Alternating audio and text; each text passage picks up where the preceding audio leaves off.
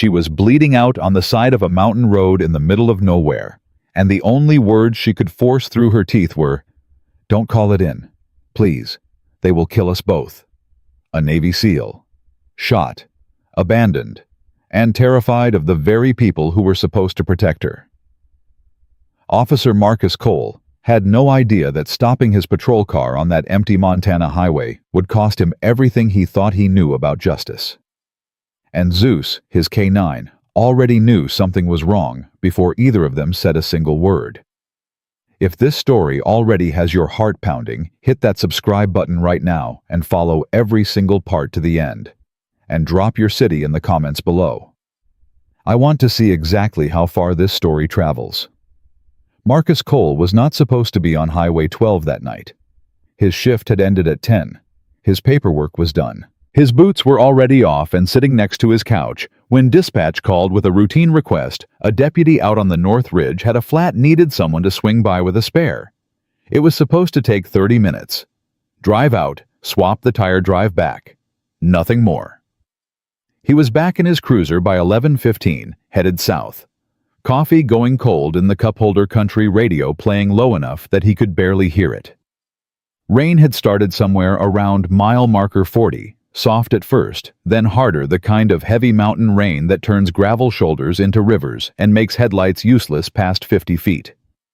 Zeus was in the back behind the cage partition, and that dog had been quiet all night. Tired. Same as Marcus. A 7-year-old Belgian Malinois who had learned over 4 years of working together when it was time to rest and when it was time to work. So when Zeus started growling, Marcus noticed immediately. Not barking, not whining. Growling, low and continuous, like something vibrating in his chest that he couldn't stop. "What is it, boy?" Zeus pressed his nose against the side window and held it there. Marcus turned down the radio. He scanned both shoulders of the road. Nothing visible. Trees on both sides, wet and black, bending slightly in the wind. He slowed the cruiser without fully deciding to. Just a foot easing off the gas, the engine quieting. "You smell something?" Zeus answered by pressing harder against the glass. Marcus pulled over completely at mile marker 53. He sat there for a moment with the engine running, listening. Rain on the roof, wind in the trees, the low static of the police radio. Nothing else. He opened his door anyway. The cold hit him first, that high-altitude cold that bites through a jacket like it has a personal grudge.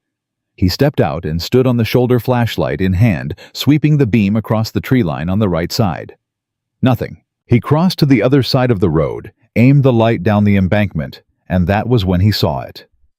The back corner of a dark-colored SUV half buried in the brush at the bottom of a 20-foot drop. No headlights. No hazards. No movement. Zeus out. He opened the back door, and the dog hit the gravel in one motion, nose already down, already moving toward the embankment. Marcus followed him down. The slope was slick, and he grabbed at weeds and saplings to keep from sliding, flashlight bouncing. Zeus had already reached the vehicle by the time Marcus got there.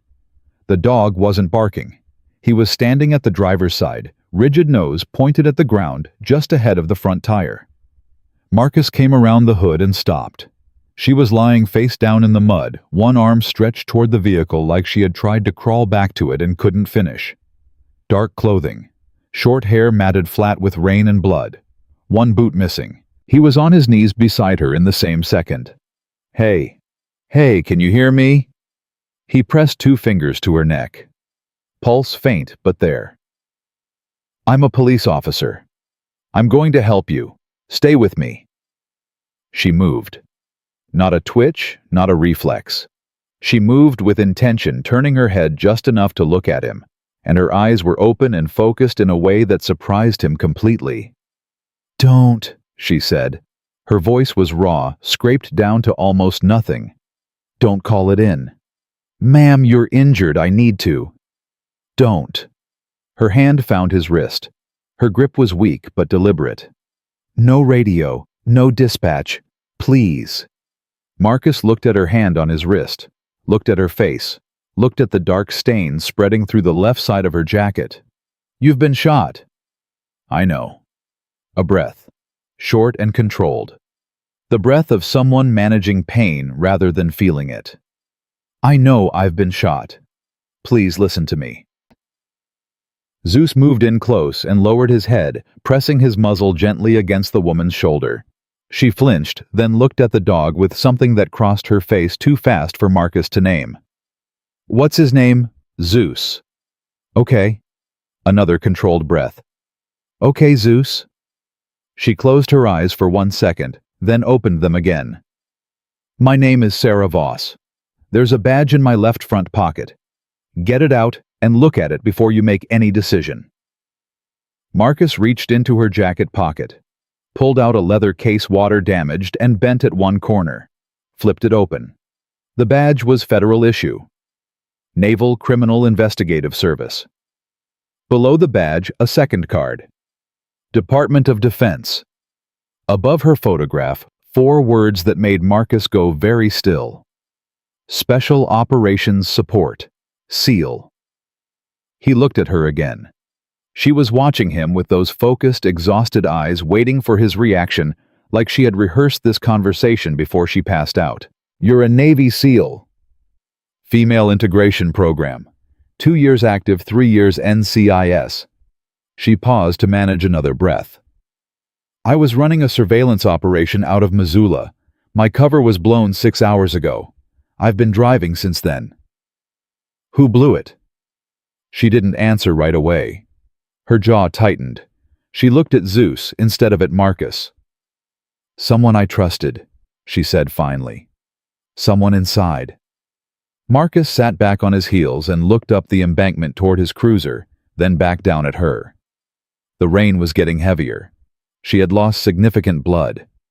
The bullet wound on her left side was still seeping through the fabric of her jacket, slow and dark. Her skin was cold.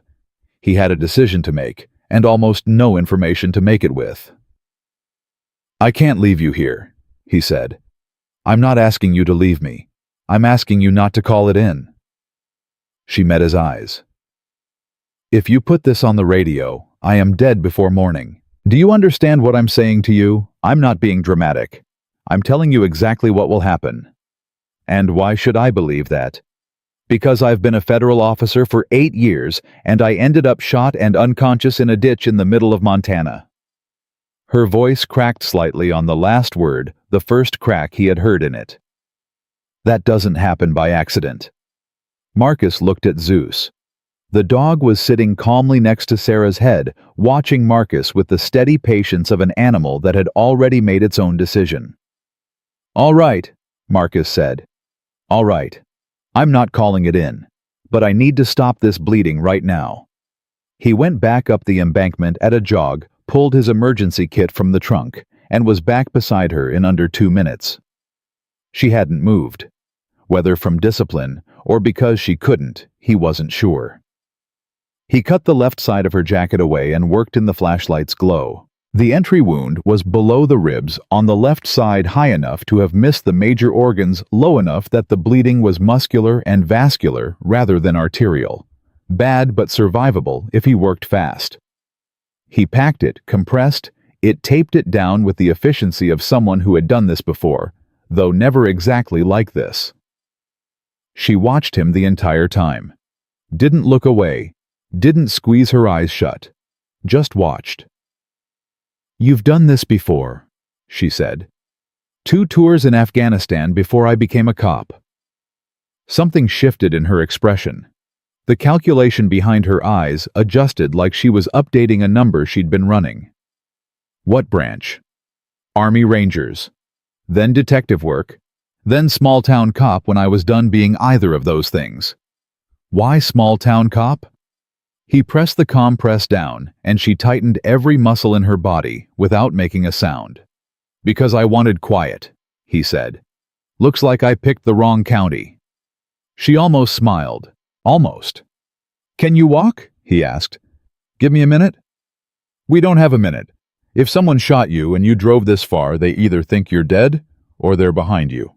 Either way, we need to move. She looked at him for a long moment, and he could see her doing the same thing she had been doing since she first opened her eyes. Reading him, measuring him, deciding how much to trust him and on what basis. "There's a bag in the back seat," she said. "Black duffel. Get it. Don't open it. Don't let anyone else touch it." He got the bag. It was heavier than it looked. Getting her up the embankment was not elegant.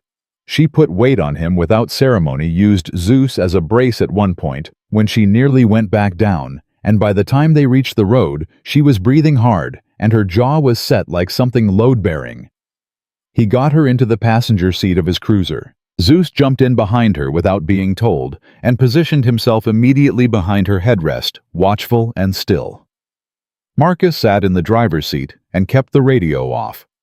He looked at the dark road ahead, then at her. "Where were you going?" he asked.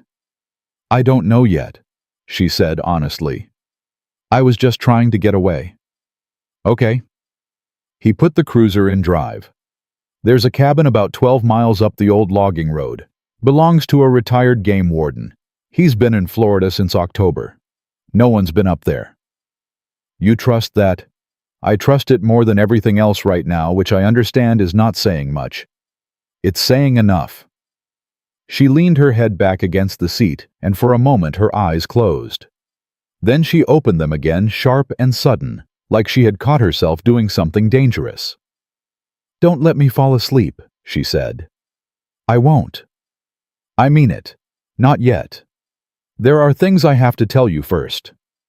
"Then start talking," Marcus said. "We've got 12 miles." She was quiet for a moment. Outside, the rain hammered the windshield, and the trees pressed in close on both sides of the road. Zeus breathed slow and steady in the back seat. "The operation I was running," she said. "It started with stolen pharmaceuticals. Military-grade painkillers, sedatives coming off base out of inventory and moving through civilian distribution channels. That's how it started." She paused. "It got bigger than that." "How much bigger?" "Weapons. Not service weapons. Surplus. The kind that go overseas and show up in the wrong hands and everyone pretends they don't know how they got there." Marcus kept his eyes on the road. "And someone in your department is running it." "Someone in my department is protecting it," she said. "There is a difference. The people running it are much further up the chain." "How far?" She looked at him sideways. "Far enough." She said that shooting me on a mountain road in Montana was their safest option. Marcus said nothing. The logging road turnoff appeared in his headlights, and he slowed, made the turn, felt the gravel go rough under the tires. In the back seat, Zeus lifted his head and looked out through the rear window into the dark road behind them. And then, without warning, Sarah's phone lit up. She looked at it. Marcus glanced over. Unknown number. No contact name. Just a message, 3 words long, glowing white in the dark of the cruiser. Marcus read it before she could turn the screen away. "We know." Where Sarah stared at the message for a long time. Then she turned off the screen, set the phone face down on her thigh, and looked straight ahead at the black trees rushing by on both sides. "They tracked the phone," Marcus said. "No." Her voice had changed. Something harder under it now and something colder. "They tracked me. There's a difference." She reached into the collar of her shirt and pulled out a thin wire, snapped it clean with one motion, and dropped it on the floor of the cruiser. Marcus looked at it lying there on the mat between them. "That was in your clothing." "Yes." "When did you know?" "I suspected it for 2 days," she said quietly. "I was hoping I was wrong."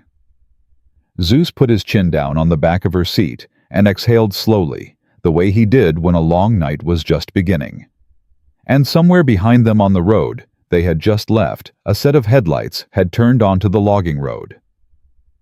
Marcus killed the headlights before he said a word about it.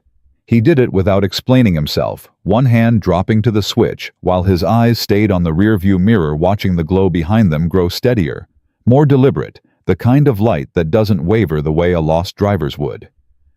"How many?" Sarah asked. She hadn't looked back. She didn't need to. She had already read it in the way his shoulders changed. "1 vehicle, moving slow." "Slow means they're not sure yet. They're tracking signal residue from the wire, not a live feed. She reached down and picked the broken wire off the floor mat, turned it in her fingers, once, then closed her fist around it. Pull off before the cabin. Don't go all the way in. If I pull off, they'll see where the tire tracks leave the road. Not in this rain. She said it flat certain. The mud fills in fast up here. I know mountain terrain. He trusted that. He didn't know why exactly not yet, but he trusted it the way you trust a compass, even when the ground underneath you feels wrong. He eased the cruiser off the logging road and into a narrow break in the trees, cut the engine, and sat in the dark. Zeus didn't make a sound. The headlights behind them moved past slowly, maybe 30 feet from where they sat. Marcus watched the glow drag across the tree's hold, then continue forward up the road. He let out a breath he hadn't realized he was holding. "They'll come back," Sarah said. "I know. We have maybe 10 minutes before they do a full sweep on foot." She was already reaching for the door handle. "Help me with the bag." Getting her from the cruiser to the cabin was harder than getting her up the embankment had been, because now the adrenaline that had been doing most of the work was starting to thin out. He could feel it in the way she leaned on him, the half-second delays between her steps, the way her breathing had gone from controlled to careful. She didn't complain. Not once. But he noticed. The cabin was unlocked, the way rural Montana cabins often are, because the understanding out here is that if someone needs shelter bad enough to break into your place during a storm, they probably need it. Marcus pushed the door open and got her inside and onto the wooden bench along the back wall. Zeus cleared the room in under a minute, sniffing every corner with focused precision, before returning to Sarah's side and sitting. "Good dog," she said, and touched the top of his head with 2 fingers. "Tell me what's in the bag," Marcus said. He set it on the table without opening it. A hard drive, 2 burner phones, a field medical kit that's better than what you had in your car. She paused. And a case file. Paper. Printed copies of everything I couldn't trust to a server. She watched him from the bench, her left hand pressed against her side, steady pressure the way he had shown her.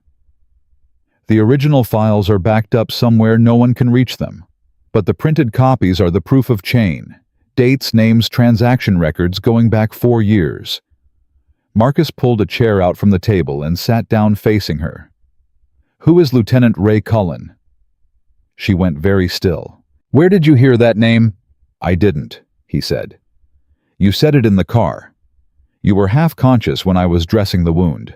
People talk when they're half-conscious." She looked at him for a long moment. Something moved behind her eyes, a rapid internal reckoning, and then she seemed to decide something. "Ray Cullen is my direct superior at NCIS. 12-year veteran. Highly decorated. 3 commendations from the Secretary of the Navy." She said it without emotion, the way you describe something that used to mean something and doesn't anymore. "He was also the one who recruited me for this operation. And he's the one who burned you." "I don't know for certain," she said. "I know the leak came from inside my unit. I know he was the only one with full operational visibility. And I know that the message on my phone came through a channel that only he and I had access to." She looked down at her hand against her side. "But I don't know for certain." And that distinction matters when we're talking about a federal officer with 12 years of service. It matters a lot less when someone's already shot you. "Yes," she said quietly. "It does matter less than that." Marcus stood and opened the duffel. The medical kit was exactly as good as she had described. He restocked what he had used earlier and added a proper wound closure, working in the low light, coming through the cabin's single window. She talked while he worked, not because she wanted to, but because he kept asking questions. And she had decided somewhere between the embankment and here that he had earned the answers. The pharmaceutical operation started about 3 years ago. Someone figured out that military hospital inventory systems have gaps specifically in controlled substance tracking during base transfers. Small amounts at a time, 50 units here, 30 there. Nothing that would trip an audit. She steadied her breath while he pressed the closure down. By the time anyone noticed the pattern, roughly $2 million of product had moved through civilian channels, mostly pain management facilities in rural areas.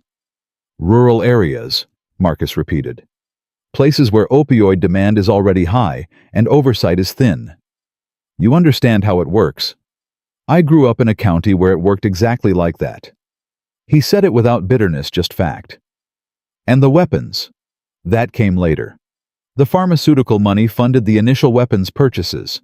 Military surplus officially decommissioned, officially destroyed. Except it wasn't destroyed. It was rerouted. And the buyers weren't domestic. The last shipment we tracked was flagged at a port in Brest.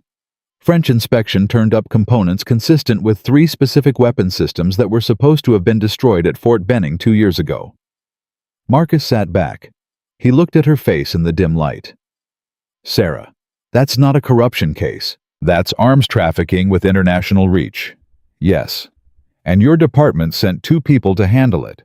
My department sent 1 person to handle the domestic end, while a joint task force handled the international piece. She met his eyes. I was the domestic end. They sent 1 person. They sent the person who wouldn't be missed if it went wrong.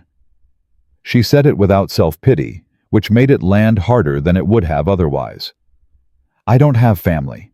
I don't have a partner. I have an apartment in Virginia, and a service record, and a dog I had to rehome when I went undercover. A pause.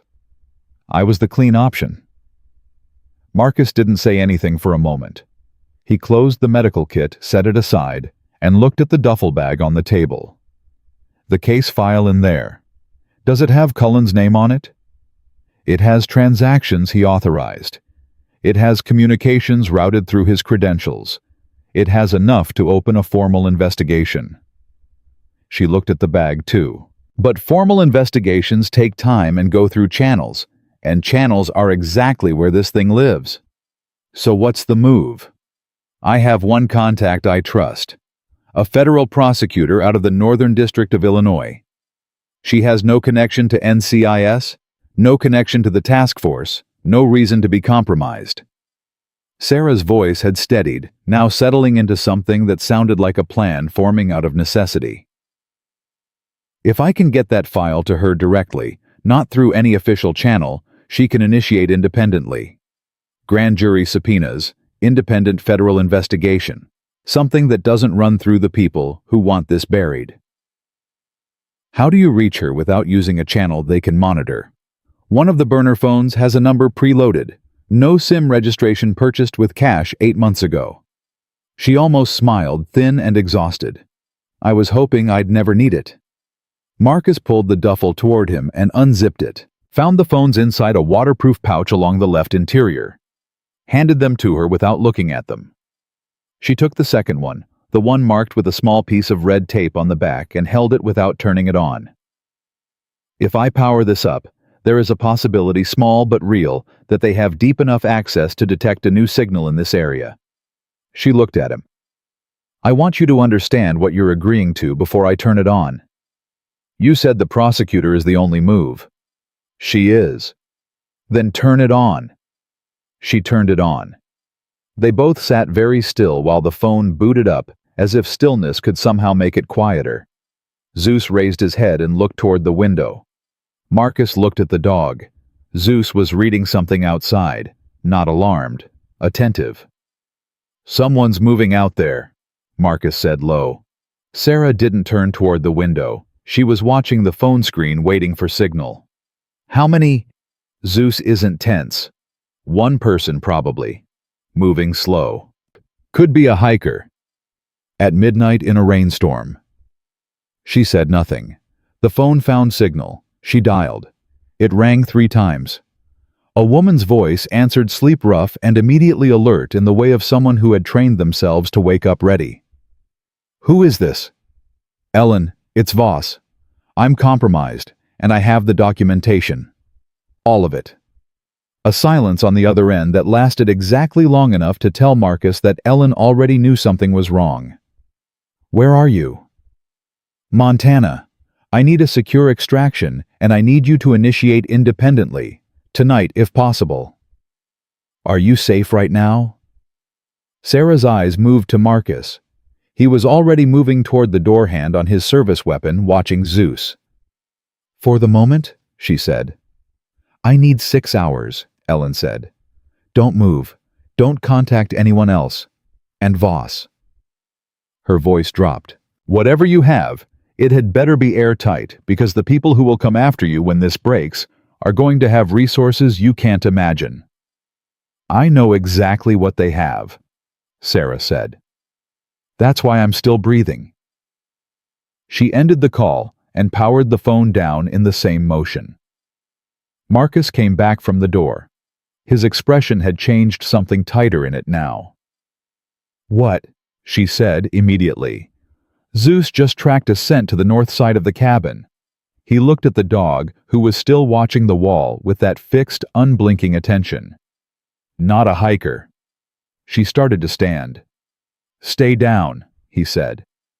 "Let me work." "Marcus." Her voice was quiet, but it stopped him. "There is something I didn't tell you yet." He looked at her. "The voice on my phone earlier. The message." She held his gaze with the kind of steadiness that only comes from saying something very difficult, very calmly. "I recognized it. Not just as someone from my unit." "Then who?" She looked at Zeus, then back at him. "Ray Cullen was my training officer," she said. 12 years ago. He's the reason I joined NCIS. He's the reason I became who I am." A breath. "And 3 hours ago, he was the one who told whoever shot me exactly where I was going to be." Marcus stood there in the dark of that cabin with the rain against the roof, and Zeus watching the wall, and the weight of what she had just said settling over the room like something physical. And then Zeus growled. Not the low, uncertain growl from the highway. This one was short, definitive, a single note of absolute certainty. Someone was at the door. Marcus was already against the wall beside the door frame when the knock came. 3 knocks, slow and deliberate. Not the frantic pounding of someone lost in the rain. Not the sharp, authoritative rap of law enforcement announcing entry. 3 knocks that said, "I know you're in there, and I'm giving you the chance to open it yourself." Zeus had gone silent, which was worse than the growl. Silence meant the dog had moved past warning into readiness. Sarah was on her feet, despite everything Marcus had told her. She had the duffel bag strap over her right shoulder and her back against the far wall, and in her right hand was a compact Sig Sauer that she had pulled from somewhere inside that bag so smoothly and quickly that Marcus hadn't even seen her reach for it. He looked at her. She shook her head once. "Don't open it." He looked at the door, then back at her. She mouthed 2 words. "Back window." He shook his head. She was in no condition to go through a window and run in the dark and the rain, and she knew it. Her jaw tightened. She knew he was right, and she hated it. The knock came again, same rhythm. Then a voice, low and unhurried, carrying through the door, like the speaker had done this before, and was not particularly concerned about how it went. "Officer Cole, I'm not armed and I'm alone. I'd like to talk to the woman you picked up on Highway 12. That's all I'm here to do." Marcus and Sarah looked at each other across the room. She mouthed, "How does he know your name?" Marcus mouthed back, "Badge on my uniform when I got out of the car." She thought about that for 1 second, then gave a short nod that seemed to concede the point while resenting it. "I know she's hurt," the voice continued. "I know she called someone tonight, and I know she believes Ray Cullen sold her out." A pause. "I'm here because I believe her." The silence in the cabin stretched out. Zeus had moved to a position slightly in front of Sarah, a posture Marcus recognized as protective rather than aggressive. "If you were going to shoot through the door," Marcus called out, "you already would have." "That's correct. Step back from the door, hands where I can see them through the window." A moment. Then the shadow moved back from the glass. Marcus eased the curtain aside with 1 finger and looked. A man mid-50s, heavy build, running to the kind of thickness that used to be muscle. Both hands raised, palms out. No visible weapon. Rain soaking through a dark jacket. He turned back to Sarah. She had moved to where she could see the window, too angled away from the direct line of the door. "I don't know him," she said quietly. But he knew about Cullen." Her voice was careful. "That name isn't in any report that's been filed. I never said it on record. The only people who know what Cullen is to this operation are inside the unit." She watched the man through the glass. "Which means he's either one of them, or he's been watching long enough to know the same things I know." Either way, she agreed. Marcus opened the door. The man stepped inside without being invited, which irritated Marcus on a professional level, but he had his hands down and his eyes went immediately to Sarah in a way that wasn't threatening. It was the look of someone completing a calculation they had been running for a long time. "Special Agent Voss," the man said. "My name is David Kern. I'm retired DEA. I've been in Montana for 11 months, running independent surveillance on the same network you were working from the inside." Sarah stared at him. Independent. Fully independent. No government affiliation, no funding, no oversight. He reached slowly into his jacket and produced a folded waterproof envelope, held it toward her without moving closer. "I have 11 months of documentation. Photographs, vehicle registrations, financial routing through 3 shell companies in Delaware, and 2 recorded conversations with intermediaries who don't know they were being recorded." He paused. "And I have a name at the top of the chain that is not Ray Cullen." The room went very still. Zeus turned his head and looked at the man with a different kind of attention. "Cullen is a facilitator," Kern said. "He's been protecting the operation from internal investigation, flagging inquiries before they reach audit level, reassigning agents who got too close. That's why he burned you. Not because he runs it." He looked at Sarah directly. "You were getting close to someone he's protecting, someone considerably above your clearance level." Sarah's voice came out flat and controlled and utterly unrevealing of what was happening underneath it. "Who?" Kern opened the envelope. Inside was a photograph printed on standard paper, slightly blurred from what looked like a telephoto lens at distance. He held it out. She took it. Marcus watched her face as she looked at it. He had been watching people's faces for reactions, his entire adult life, first in combat, then in interrogation rooms, then in the quiet heartbreak of small-town police work. He knew what genuine shock looked like, the kind that breaks through every layer of professional control before the person can stop it. That was what crossed Sarah Voss's face when she looked at that photograph. It lasted less than 2 seconds. Then the control came back hard and immediate, the way a door closes against a wind. She lowered the photograph. "That's not possible," she said. "I know it isn't," Kern said. "I've been telling myself that for 11 months." Marcus reached out, and she let him take the photograph. He looked at it. A man in civilian clothes outside what appeared to be a private airfield. Broad-shouldered, silver-haired, the posture of someone who had never once in his life questioned whether he belonged wherever he was standing. There was nothing on the photograph to identify him. No caption, no label. "Who is he?" Marcus asked. Neither Sarah nor Kern answered immediately. They were looking at each other with the specific expression of 2 people who have arrived at the same terrible place from completely different directions. "His name is Vice Admiral Thomas Reach," Sarah said. "He sits on the Joint Chiefs Advisory Panel. He has direct oversight authority over 3 NCIS divisions." A breath. "Including mine." Marcus set the photograph down on the table. "So, when you were investigating the operation," he said slowly, "you were sending reports up the chain." "Standard procedure." "And every report went through channels that Cullen managed." "Yes." "And Cullen reports to Reach." "Indirectly, through 2 layers of chain of command." She stopped. Then, "Oh." "Every time you got close," Marcus said. "Reach knew before you filed the report." Sarah sat down on the bench. Not because she wanted to. Because her legs made the decision before she did. She pressed her hand against her side, not from pain, but as something to do with her hand, while the rest of her processed what had just shifted in her understanding of the last 3 years of her life. "The operation in Missoula," she said.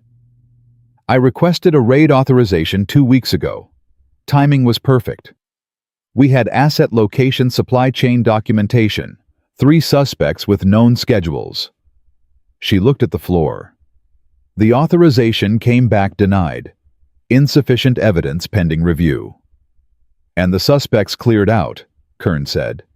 "Every location was empty within 48 hours. She looked up at him. "I thought it was a procedural problem. I thought the paperwork got flagged for the wrong reason." "It wasn't paperwork," Kern said. "I watched them move. I have the dates the vehicle logs the storage facility transfers. They moved because someone told them the authorization request had been filed. Reach told them. Or someone Reach told." Marcus had been standing quietly through this, letting it run the way he had learned to let interrogations run when the people talking were telling the truth, and just needed space to reach the end of it. Now he spoke. "You said you've been working this for 11 months, he said to Kern. "Why haven't you taken what you have to someone?" Kern looked at him with the patient expression of a man who had been asked this question by himself many times before. "Who would you go to? Federal prosecutor, FBI field office, IG's office." "I went to the Inspector General's office in month 4, Kern said. "I submitted an anonymous tip with 3 attachments. 48 hours later, my car was searched while I was at the hardware store in town. Clean search, nothing taken, but my GPS unit had been moved." He paused. "Someone inside the IG chain flagged the tip to the same people I was tipping on. So the IG's compromised." "The IG's office isn't compromised. 1 or 2 people inside it are, and when you don't know which ones, the whole channel is unusable." Sarah had been listening with her head down, very still. Now she looked up. "Ellen Marsh." Kern's expression changed. For the first time since he had walked through the door, something moved in his face that wasn't calculated. "You called Ellen Marsh tonight?" "Yes." "From the burner?" "Yes." He was quiet for a moment. "Ellen Marsh's office opened a preliminary inquiry into military procurement irregularities 8 months ago. It was shut down after 6 weeks. Budget reallocation officially." He looked at her steadily. "I don't know if she closed it because she was pressured, or because she's part of the pressure." Sarah absorbed that without visible reaction, but Marcus saw her right hand tighten once around the cig before she deliberately relaxed it. "I trusted her," Sarah said. "You trusted a lot of people," Kern said, "and it wasn't cruel, just true." "I know. The question now isn't who you trusted. It's what you do with what you have in the next 6 hours before whoever is on that road comes back with more people and a clearer plan." Zeus stood up abruptly and walked to Marcus, pressing against his leg, looking toward the north wall of the cabin. Marcus put his hand on the dog's back, felt the tension in him. Not the door growl from before, not the window attention. Something else, something further away but moving. "They're doing a perimeter sweep," Marcus said. "On foot. We've got maybe 4 minutes before they reach this side." Kern moved immediately, and the speed and economy of it told Marcus something important about what the man had done before DEA, and possibly during it. "Bag. Phone. Do you have hard copies of your case file?" "In the duffel." "Give me the duffel." Sarah didn't move. "Not a chance," she said quietly. He looked at her. She looked at him. "Then carry it yourself," he said. "But we are leaving right now." Marcus was already at the door, Zeus beside him doing the fast mental geometry of which direction the sweep was coming from and which direction they needed to go. "My cruiser is 50 yards north. If they've found it, we're on foot. If they haven't, we have 1 shot." "They found it," Kern said with certainty. "How do you know?" "Because I found it, and I'm only one man." Sarah was on her feet, duffel over her shoulder, cig in her right hand, jaw set against whatever her left side was doing to her nerve endings. "What are you driving?" "Farm truck. Quarter-mile down a service road running east. Registered to a woman who died in 2019. Nobody runs that plate for 3 years and finds anything useful." He looked at Marcus. "Can the dog track in this rain?" "He already is," Marcus said. Zeus had moved to the back window and was fixed on something specific, not the sweep, something else, a vector, a direction, reading the air the way only he could. His tail was low, and his ears were forward, and every muscle in his body was making a single clear argument, this way now, move. Marcus opened the back window. Sarah went through first, which told him everything about how she was built, because going through a window with a bullet wound and a heavy bag and doing it without hesitating is not something you learn. It's something you are. Kern went second. Marcus went last, pulling the window closed behind him out of pure instinct, the small professional habit of leaving a space the way you found it. They moved east through the dark and the rain, 3 people and a dog with 11 months of evidence and 6 hours on a clock that might already be wrong toward a truck registered to a dead woman and whatever came next. Behind them, from the direction of the cabin, a flashlight beam swept across the window they had just climbed through, and a radio crackled. Marcus heard it clearly, even at distance, 2 words cutting through the rain before the wind took the rest. "She's gone." And then, lower, almost too quiet to catch, "Get Cullen." Sarah heard it too. He knew because she stopped for exactly 1 step, 1 fraction of a second, just long enough for the name to land. Then she kept moving, faster than before. The truck smelled like motor oil and old coffee and something that might have been dog, which made Zeus immediately comfortable and everyone else slightly less so. Kern drove without headlights for the first quarter mile, moving by memory through the dark on a road that barely deserved the name. Marcus sat in the middle of the bench seat with his hand braced on the dash. Sarah was against the passenger window, duffel on her lap. Cig still in her right hand, resting on top of the bag, not pointed at anything, just present. Nobody spoke for the first 2 minutes. The truck found a paved road, and Kern turned the headlights on, and the rain came hard against the windshield, and the wipers worked in that slow, defeated way of wipers that needed replacing 6 months ago. "Where are we going?" Sarah said. Not a question exactly. More like the beginning of a conversation she was going to have whether Kern answered or not. "I have a secondary location, a rented storage unit outside of Garrison, with a cot, a generator, and a satellite uplink I built out myself." He kept his eyes on the road. 18 months ago I would have said it was paranoid. Tonight it seems like planning. "How far?" 40 minutes. Sarah looked at Marcus. He looked back at her, and the unspoken exchange lasted about 3 seconds and covered a significant amount of ground. He gave a small shrug that meant, "I don't love it either, but what's the alternative?"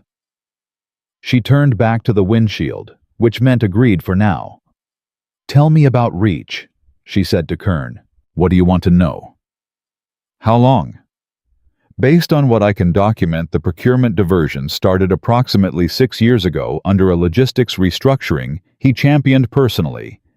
Small enough at first that it looked like administrative slippage." Kern's voice had the particular flatness of someone who had spent a long time being angry about something and had used up most of the anger. What was left was just information. He used the pharmaceutical operation as seed funding. Low risk, high margin, difficult to trace, because the inventory gaps looked like clerical error. And then he scaled. Once he had the financial infrastructure in place, yes. The weapons diversion started about 4 years ago. He had shell companies in place, logistics, contacts, buyers already cultivated through intermediaries. A pause. The man is not stupid. He ran it exactly the way you'd expect a 30-year military intelligence veteran to run it. Compartmentalized, deniable, insulated by 3 layers of people who each only knew their own piece. "Until you," Marcus said. Kern almost smiled. until I had nothing left to lose and 11 months to sit in one place and watch. He glanced at Marcus. I retired under bad circumstances. Investigation that went nowhere because the wrong people were protecting the wrong people. I came up here to fish and be angry. Then I noticed the trucks. What trucks? Sarah said. Same 2 trucks, irregular intervals using the same logging roads your cruiser was on tonight. I wrote down the plates out of habit. First plate came back to a defunct landscaping company in Billings. Second plate was registered to a fleet leasing company that dissolved in 2021. He let that sit for a moment. When legitimate plates don't come back to legitimate things, in my experience, the things they're attached to are not legitimate. So you pulled the thread. For 11 months, yes. Zeus put his chin on Marcus's thigh and exhaled heavily. Marcus put his hand on the dog's head without looking down, the automatic comfort of 2 creatures who had been doing this long enough that it required no thought. Sarah was quiet for a long stretch watching the road, and Marcus could feel her thinking the way you can feel weather changing. There was something she was working toward and not quite arriving at. "Kern," she said finally. "The photograph you showed me. Where was it taken?" "Private airfield outside of Billings. 14 months ago." "Who else was in the frame? The original frame before you cropped it." A silence that was maybe half a second too long. "2 other individuals," Kern said. "Names. One I identified. One I couldn't." He reached into his jacket with one hand keeping the other on the wheel and produced a second photograph from the same waterproof envelope, passing it across Marcus to Sarah. She looked at it. Marcus watched her face again. This time, the shock didn't break through. What came instead was something quieter, and in some ways, worse. Recognition without surprise. The specific expression of someone seeing confirmed what they had been hoping was wrong. "You know him," Marcus said. "The man on the left." Her voice was very steady. "His name is Commander James Holt. He was my field supervisor on my first overseas operation. 8 years ago." She lowered the photograph. "He died. Officially. Helicopter accident over the Persian Gulf 4 years ago. Memorial service at Annapolis. I attended." The truck was quiet except for the rain and the wipers. "He didn't die," Kern said. "Clearly." She set the photograph on the dash with the precise care of someone putting down something they'd like to throw. "He was extracted, given a new identity, in exchange for what?" "In exchange for building the buyer network overseas," Kern said. "He had the contacts. He had the language skills. He had the cover of being dead." He glanced at the photograph on the dash. "He's been operating out of 3 countries for 4 years. Moving product, moving money, keeping the international end clean." Sarah pressed her hand against her side. Not the wound this time, just pressure. The kind you apply when everything else is too much, and you need something physical to hold on to.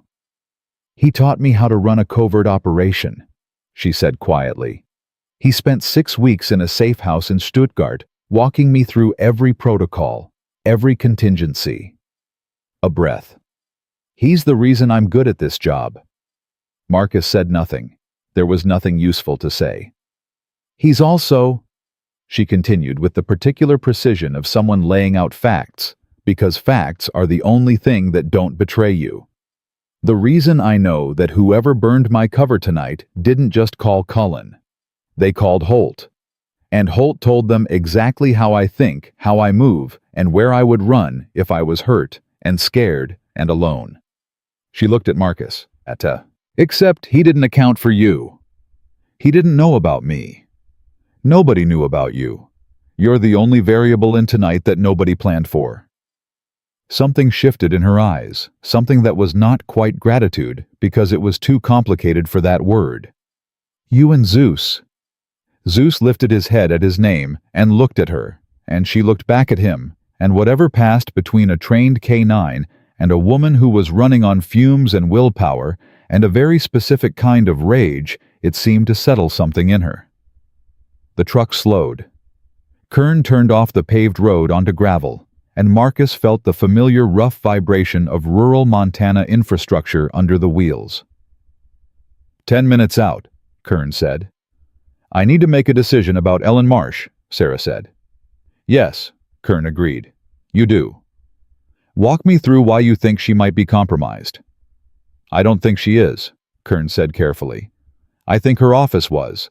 I think someone in her chain flagged the preliminary inquiry. Whether that someone was acting on Ellen's instruction or acting behind her back, I don't know. I've never had direct contact with her. I have. 6 years of it. Sarah stared at the road ahead. She's the person who told me when I was 26 years old and considering leaving the service because I was exhausted and disillusioned and not sure any of it mattered, that the work mattered even when the system didn't. She paused. I want to believe that. Wanting to believe something and it being true are different things, Marcus said. Not harshly, just true. I know that. But sometimes, he said, they're also the same thing. She looked at him. I've been a cop in a small town for 6 years, he said. I've watched people I grew up with make choices that cost them everything. I've also watched people I grew up with hold on to something good inside them through circumstances that should have destroyed it. He met her eyes. You know this woman. You know her in a way that Kern doesn't and I don't. What does your gut say? The truck hit a pothole, and the jolt brought a short, sharp breath from Sarah that she controlled immediately, but Marcus heard it. My gut says she's clean, Sarah said. My gut says the leak in her office went around her. A beat. My gut has also been wrong before tonight. Your gut got you out of a crashed vehicle with a bullet in your side, Marcus said. I'd trust it a little further. Something almost broke in her face at that, just at the edges, the way a structure shows stress before it holds. Then it held. Okay, she said quietly. Okay. The truck stopped. Kern's storage unit was at the end of a row of identical units, the kind of place that exists in every mid-sized town in America, where people keep the remnants of lives they've moved on from or are planning to move back to. He unlocked it with a key code, rolled the door up, and inside was exactly what he had described. A cot, a generator humming low, a folding table with a laptop and a satellite uplink, and a thermal coffee maker. That was the single most welcome sight Marcus had seen in the past 2 hours. They got Sarah inside and onto the cot, and she allowed this with minimally less resistance than before, which told Marcus the wound was talking louder than it had been. He changed the dressing while Kern set up the satellite connection, and she talked because talking kept her focused, and focused kept the pain manageable. The case file, she said. In the duffel, the third folder, pull it out. Marcus got the folder and opened it on the cot beside her. Printed documents dense with figures highlighted in 3 colors, with handwritten annotations in margins so small they required concentration to read. Page 8, she said.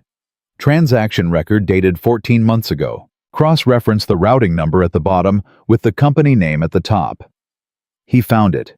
Read both. The company name is Ridgeline Logistics, he said.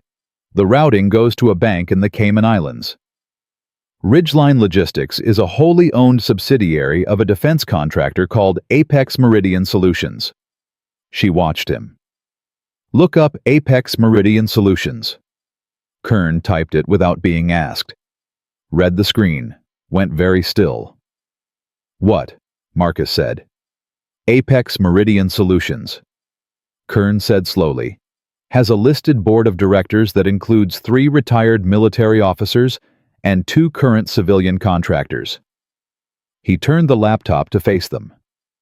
And a senior advisory board member whose name is listed as Thomas R. Reach.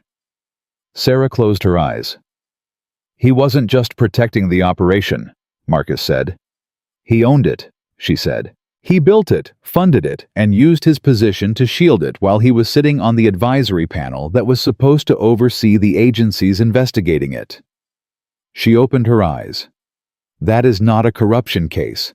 That is not even an arms trafficking case. What is it? Marcus said, though he already knew. That is a case that ends careers, ends a vice admiral's freedom, and potentially reshapes oversight policy for every federal law enforcement agency that touched this. She looked at the folder in his hands. And it's all in there. Every piece of it. Kern had been typing quickly on the laptop, pulling threads cross-referencing. Then he stopped. Sarah. His voice had changed. She looked at him. He turned the laptop around again. On the screen was a news article time-stamped 40 minutes ago from a Montana local news aggregator. Small item. 2 paragraphs.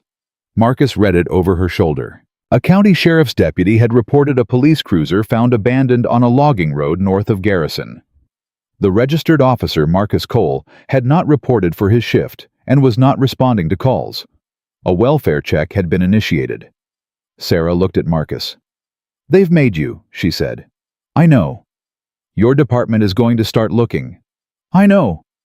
And whoever is running the people on that mountain is going to use your department to find us." She held his gaze. "You understand what that means.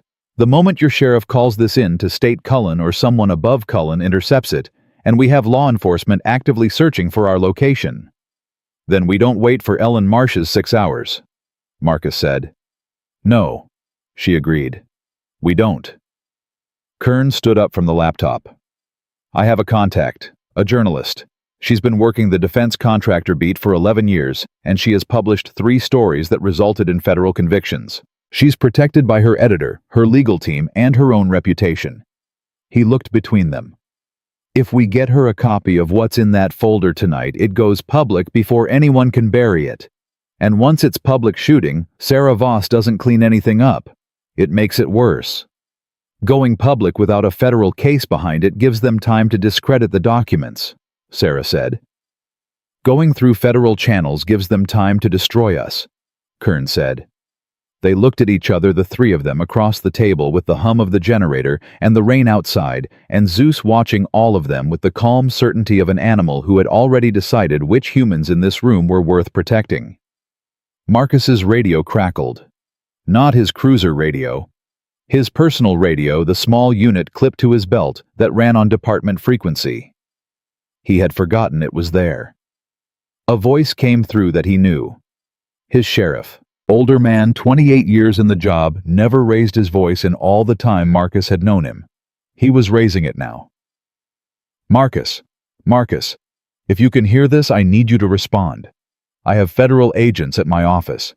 They are telling me you are a person of interest in an active federal investigation." A pause broken by radio static. "Son, I don't know what you've gotten into, but they have a warrant, and they are not the kind of federal that I recognize, and I need you to tell me you're all right." The transmission ended. Sarah looked at Marcus with an expression that had moved past urgency into something colder and more specific. "Federal agents at your sheriff's office," she said. "That fast, that coordinated." She stood up from the cot, which cost her, and he could see exactly what it cost her. "Reach moved faster than I expected. He's not waiting for Cullen to clean this up. He's using official channels directly." "Which means he's panicking," Kern said. "Which means he knows exactly what's in that folder," she said. "And he knows that if it reaches anyone with the authority and the independence to act on it, he is finished." She looked at Marcus. "Your sheriff is a good man." "Yes, he is." "They are going to use him to find you, not because they trust him, because he trusts you, and they know you might respond to him." She picked up the duffel. "We need to move again, right now, and this time we go straight to the journalist, or we go to Ellen Marsh directly in person tonight, and we put this file in her hands, and we watch her face when she reads it, and we make the call." "That's a 4-hour drive to Missoula," Kern said. "Then we start driving." Zeus was already at the door. Marcus looked at his radio, thought about his sheriff standing in his own office with people he didn't recognize, and a warrant for a man he'd known for 6 years. Thought about 28 years of honest work being used as a tool by people who had never done an honest thing in their professional lives. He clipped the radio back to his belt and looked at Sarah. "Let's go," he said. And outside on the road that ran past the storage units, a set of headlights turned slowly in their direction. Not moving fast, just turning and holding. Kern killed the generator before Marcus finished the sentence. The storage unit went black and silent, and all three of them stood without moving, reading the stillness the way people do when their lives depend on correctly interpreting it. Zeus pressed against Marcus's leg and did not make a sound. The headlights outside held their position for 11 seconds. Marcus counted. Then they moved forward slowly past the row of units and kept going. Nobody breathed until they were gone. "Patrol sweep," Kern said quietly. "Local sheriff's deputy running the road, not federal." "You can't know that," Sarah said. "Federal vehicles don't drive that slowly. They either hold position or they move with purpose." He was already pulling the satellite equipment from the table, breaking it down with the speed of someone who had packed in the dark before. "Local deputy is running plates in the area because his radio told him to. He's not looking for a storage unit, he's looking for a car." "My cruiser is a mile back in the trees," Marcus said. "If they find it, they have a radius." "Then the radius starts closing in about 20 minutes. Kern snapped the case shut. "We leave in 2. Sarah had the duffel and was at the door before he finished the sentence. Marcus came beside her, and she let him take part of the bag's weight without argument, which told him everything about how she was doing. "Missoula," she said. "Ellen Marsh, in person. That's the decision." "That's the decision," Marcus confirmed.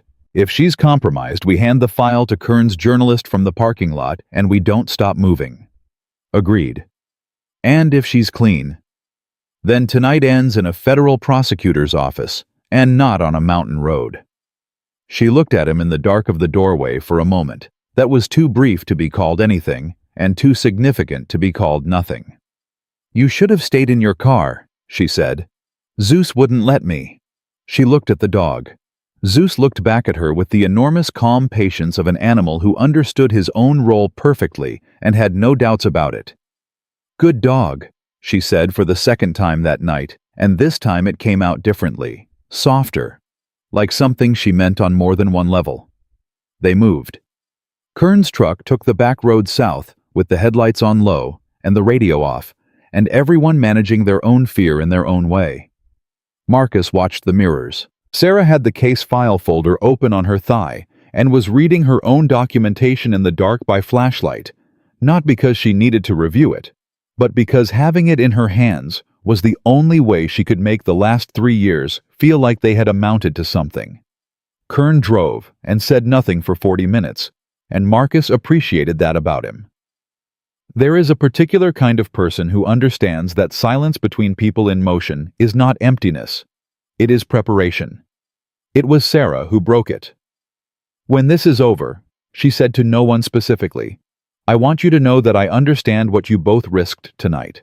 I want to say that now while I still can, in case the next few hours make it harder to say."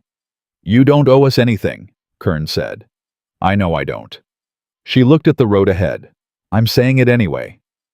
Marcus said nothing. He looked at his own hands in his lap and thought about his apartment with the boots by the couch and the cold coffee in the cup holder of a cruiser he was probably never going to get back, and about the fact that 36 hours ago his biggest problem was overdue equipment paperwork, and about the fact that not one single part of him wished he had taken a different road tonight.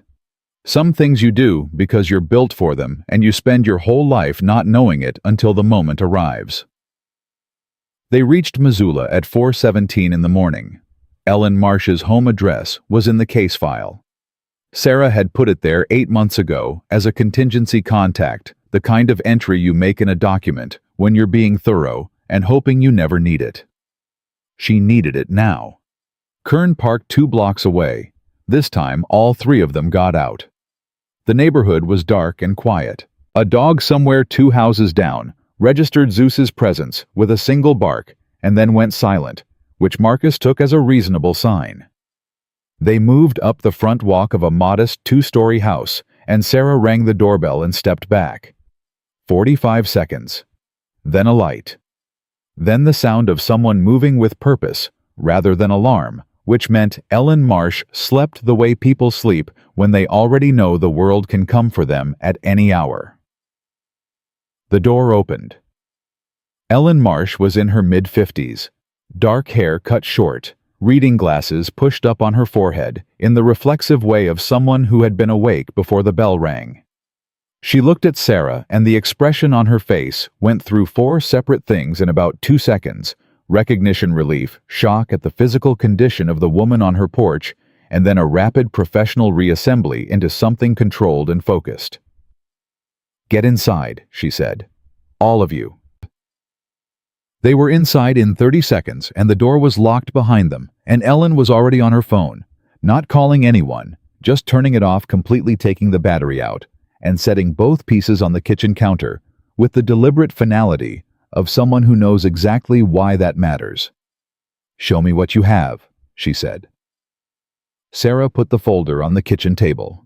Ellen sat down and read, and the 3 of them stood and watched her read, and the silence in that kitchen was the particular silence of a verdict being considered by someone who understands exactly what the verdict will cost.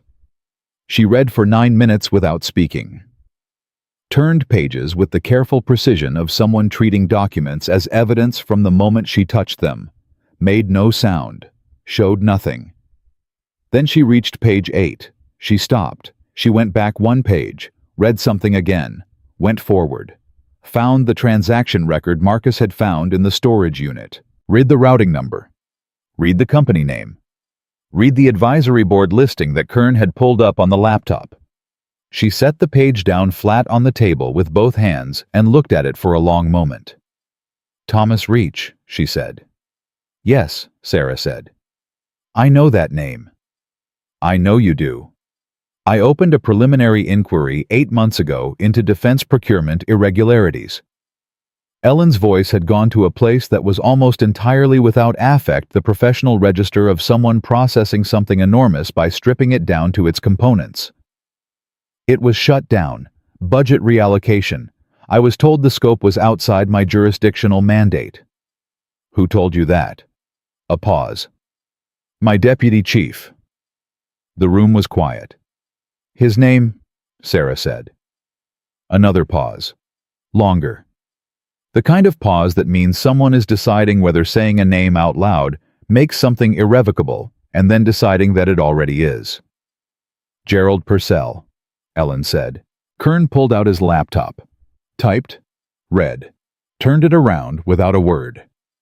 On the screen was a single piece of documentation from the case file's financial records. A secondary routing chain 3 levels deep traced through 2 subsidiaries and 1 charitable foundation to a personal account flagged in a Zurich compliance report from 3 years ago. The account holder was Gerald Purcell. Ellen looked at the screen for a long time. "He didn't shut down the inquiry because it was outside my mandate," she said. "He shut it down because it was 6 weeks from landing on Thomas Reach." "Yes," Sarah said. "And you've had this." "I've had the pieces of it. Tonight is the first time all the pieces have been in the same room." Ellen stood up. She was not shaking. That was the thing Marcus noticed most, that this woman had just been told that her deputy chief of 8 years was on the payroll of an arms trafficking operation run by a vice admiral of the United States Navy, and she was not shaking. She was thinking, hard and fast and without visible fear. "I need an independent grand jury," she said. "Northern District clean panel judge I select personally. I need federal marshals I trust for protection, and I need them in this house in the next 2 hours." She looked at Sarah. "And I need you to be willing to testify. On record, everything." "Everything," Sarah said without hesitating. "It will be the end of your career at NCIS." "My career at NCIS ended on a mountain road about 5 hours ago. I'm fine with that." Ellen looked at Marcus. "And you?" "I'm a county police officer who drove down the wrong road tonight," he said. "I'll testify to exactly what I witnessed. Every word of it. They'll come after your credibility, your record, anything they can find. My record is clean, and my witness is a 7-year-old Belgian Malinois who doesn't have a credibility problem." He looked at Zeus. "Let them try." Ellen almost smiled. Almost. She picked up a landline phone from the kitchen wall, the kind almost nobody has anymore, and Marcus understood immediately why she still had it. She dialed from memory. It rang twice. A man answered. "Paul," Ellen said. "It's Marsh. I need you to wake up and listen carefully because I'm going to say this once." She looked at the folder on her table. "I have a case that is going to be the most significant federal prosecution this office has ever initiated. I need a grand jury convened by 8 a.m., and I need you to trust me without asking questions for the next 60 seconds. A pause while the man on the other end said something. "Because I'm standing in my kitchen at 4:30 in the morning with a wounded federal agent, a retired DEA officer, a county police officer, and a dog. And if that's not enough reason to trust me, Paul, I don't know what is." She listened for a moment. Then she looked at Sarah and gave one short nod. The first call went out at 4:30, 1 a.m. By 5:15, two federal marshals were at Ellen's door, ones she had worked with for years, ones whose integrity she would put her own career against. By 6 a.m., 3 additional copies of the case file were in secure locations, with 3 different people who had been told to open them simultaneously if they did not receive a specific confirmation code by noon. By 7:30, Gerald Purcell's home was under passive surveillance by marshals acting on Ellen's emergency authorization, without Purcell's knowledge and without routing the order through any channel he could monitor. And at 8:04 a.m. a grand jury was convened in the Northern District of Illinois, under a judge who had spent 30 years on the federal bench and had the specific combination of integrity and stubbornness that makes certain people impossible to threaten. Marcus sat in Ellen Marsh's kitchen with a cup of coffee that was actually hot and watched Sarah across the table from him. She had finally let Ellen's personal physician, a neighbor 2 streets over, who owed Ellen several favors, properly dress the wound. She looked exhausted in the way that only comes after the thing you've been holding together finally agrees to be held by someone else. Zeus was asleep under the table, with his head on Sarah's foot. She was looking at the folder closed now, sitting in the center of the table. All of it in there. 4 years of crime, 3 years of her work one night that had changed the direction of everything. "What happens now?" Marcus said. Not to anyone specifically, just the question that was in the room. "Now the system does what the system is supposed to do," Sarah said. Slowly, imperfectly, with a lot of lawyers and a lot of arguments and a lot of people trying to find the exits. She looked up at him. "But it moves, and once it moves on something this size, it doesn't stop." "You believe that?" "I have to believe that," she said. "Otherwise, none of tonight made any sense." He looked at her across the table, at the exhaustion and the damage and the absolute unbroken quality underneath both of them, at the dog asleep on her foot, like he had always been hers. "It made sense," Marcus said. "Zeus thought so from the beginning." She looked down at the dog, put her hand on his back, felt him breathe. Outside, the rain had finally stopped, and the Montana morning was coming in clean and cold, and entirely indifferent to everything that had happened inside it, the way mornings always are. The world doesn't mark the nights that change it. It just keeps turning. But the people inside it remember. 3 months later, Vice Admiral Thomas Reach was indicted on 14 federal counts. Ray Cullen entered a cooperation agreement the same afternoon. Gerald Purcell was arrested at his home before noon. James Holt, the man who was supposed to be dead, was taken into custody at a private airfield in Belgium by Interpol officers acting on documentation provided by the Northern District of Illinois. And Sarah Voss, former Navy SEAL and NCIS special agent, sat in a federal courtroom in Chicago and testified for 6 hours with the same focused, exhausted, unbreakable steadiness she had shown on a mountain road in Montana, in a ditch in the rain, to a police officer and a dog who had every reason to keep driving and chose not to. Marcus Cole was reinstated with commendation. He went back to his county, his cruiser, his paperwork, and his cold coffee. And Zeus, who had known all along, went back to work. Some stories end in courtrooms. Some end in headlines. Some end in the quiet, private moment when a person who has carried something enormous for a very long time finally sets it down and takes a full breath. This one ended in all three. And it started because a dog wouldn't stop growling on an empty road at midnight, and a man trusted him enough to stop the car. That is not nothing. That is in fact everything.